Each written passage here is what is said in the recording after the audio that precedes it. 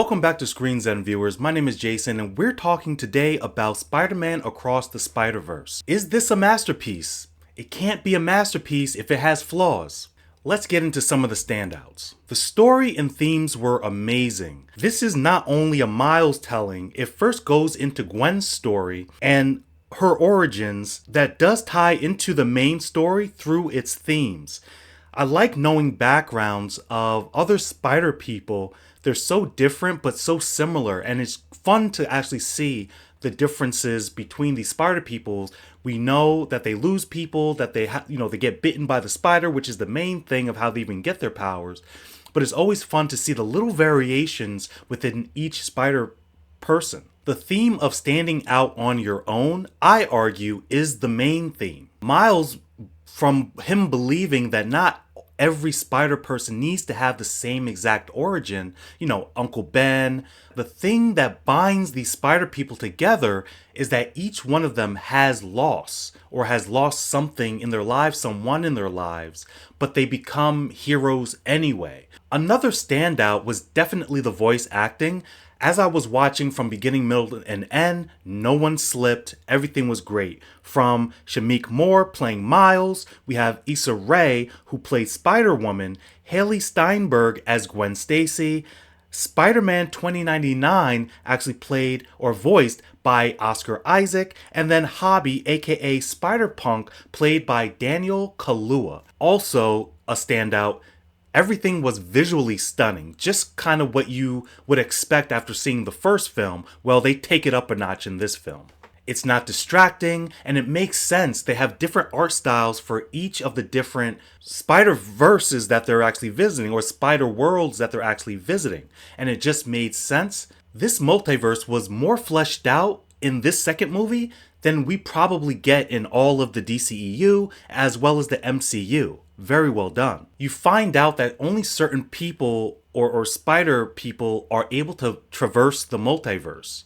When they get to the spider hub where they all kind of meet up, it's probably the most fun I've had in a movie. Literally every spider person was there, and it was just a thing to behold. Speaking of the spider hub, the cameos were also a standout. They were able to pull from live action characters that you've seen in other films, MCU films even, video game character cameos, live action Spider-Man films, and Lego Spider-Man people, for God's sakes. Did not expect that. But out of all the cameos and characters that we get to see in this film, the standout amongst them is actually Spider-Punk, aka Hobby Brown. He was too freaking cool, y'all, and when he comes on the scene, you notice him. Where was Hollywood hiding this guy? Leave a comment down below if you know of his origins.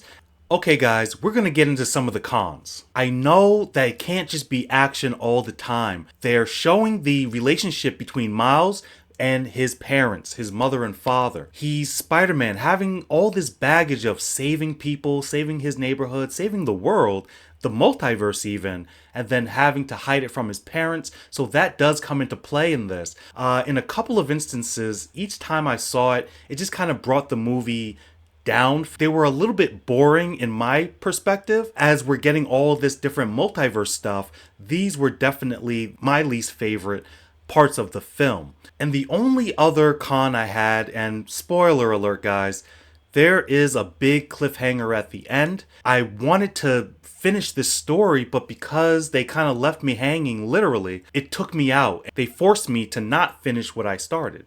Now some of my recommendations. This is definitely a must-see. I enjoyed this film immensely.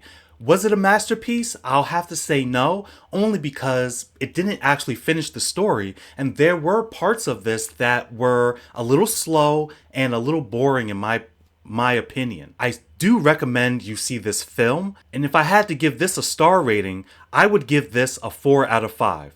It was great to see all the different characters, and it was just very interesting every time you saw a new spider person come on that screen. And like I said, that spider hub scene is probably the best fun scene that I've seen in a long time in a superhero movie. So guys, thank you so much for hanging out with me. Let me know down below what you thought of this film and maybe where you think number 3 might go. As always, if you enjoyed this video, hit the subscribe and like button so you don't miss any new content that I'm throwing out, and I hope to see you soon.